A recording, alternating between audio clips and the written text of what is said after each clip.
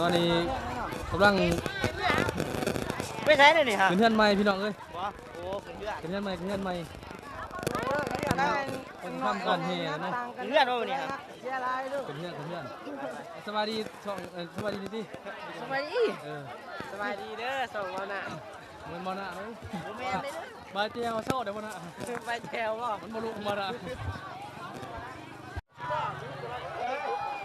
กลางขึ้นเฮือนใหม่พี่น้อง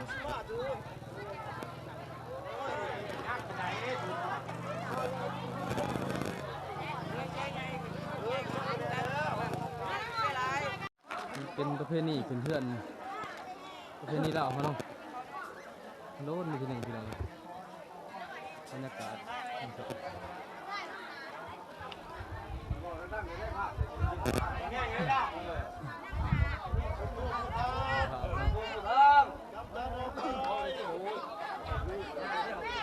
ทำการเฮ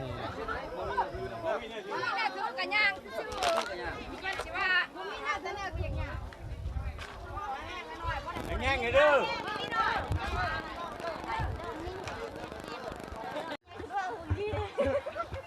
เป็นประเพณีเราพี่น้องเนาะ12ของ14หินเงียของเกี่ยงพี่น้องเด้อเป็นเรื่องในประเพณีลาวคือมาจะเฒ่าจะแก่เลยนะสวยงามนี่โฆษณาให้มาเลยใครเป็นชื่อหนูมุจองให้มาเขาก็จะย่างเรียกช่องหล่อไปเลยย่างได้แล้ว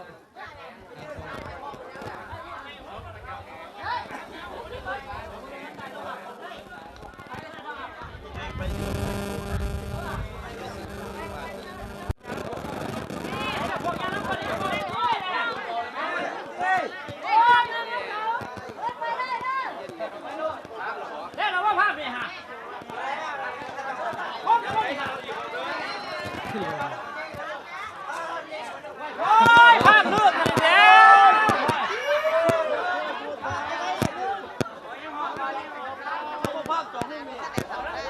สุดท้ายภาพเลยเนาะ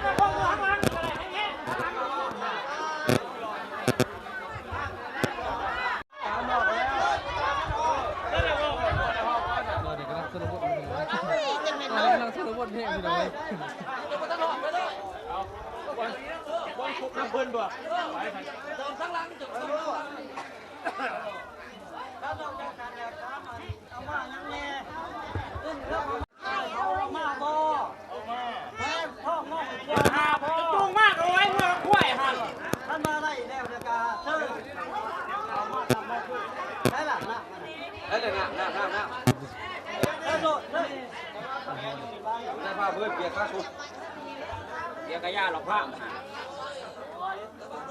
เสียงผ้าโอ้ยเสียงผ้าคอยนะ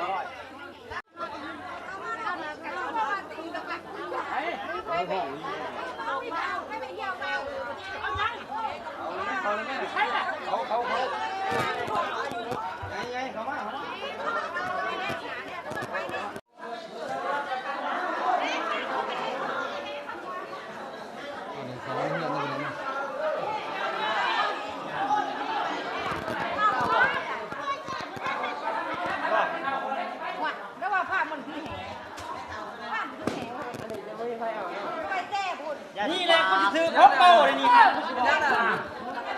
โอ้พี่น้อง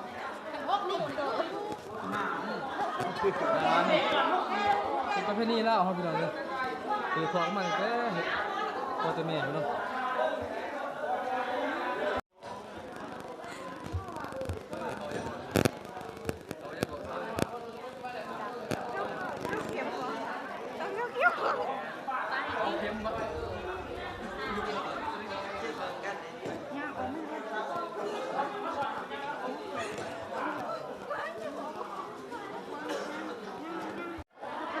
ตอนนี้ก็ตุ้มพรมภาพพี่น้องเนาะ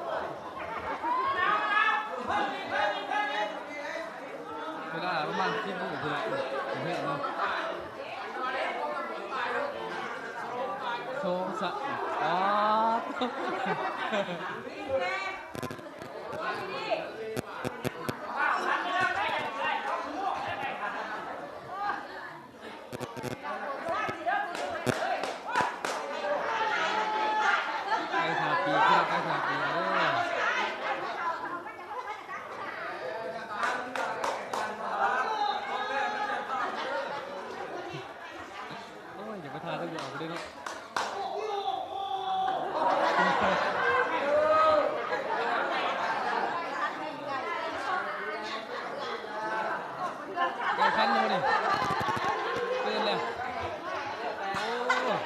ต้องเพื่อแต่ก็ต้อง ชาเชื่อเลยเด้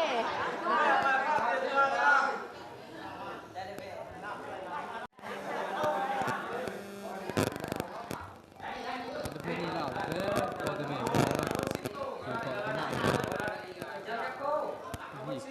เพื่อนใหม่เลย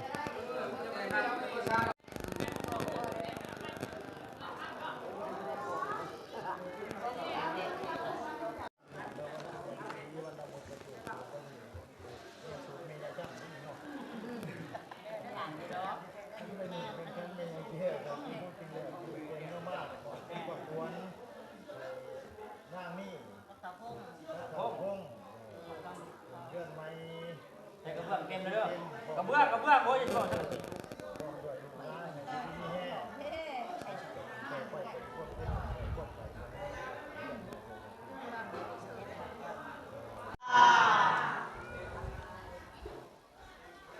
เอาไปหน้าเขาเลย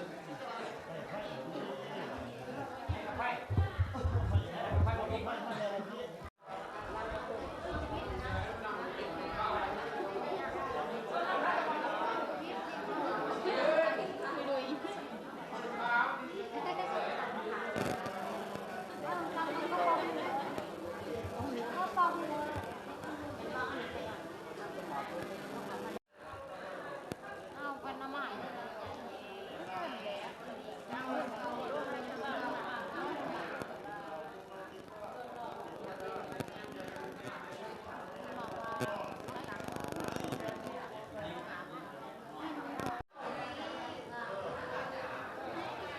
เฮ้ยโมโหขอห้องนะเอาแน่วันนี้ไอ้ห่ากินเท่นอกไหมนี่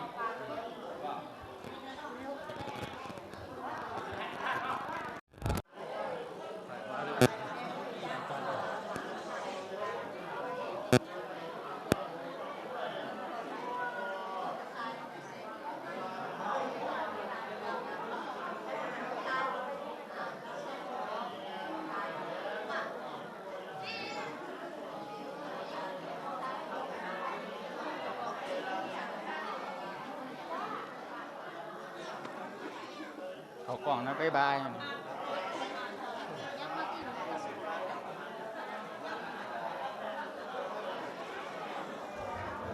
อากล่องนี่มาเอากล่อง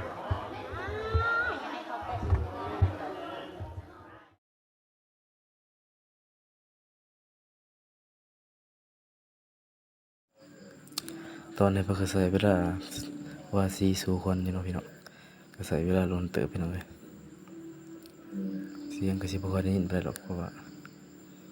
เขาก็ได้ทายบ่ได้ไกลเนาะขอโทษขออภัยนะพี่น้องสุขุทุกคนเด้อ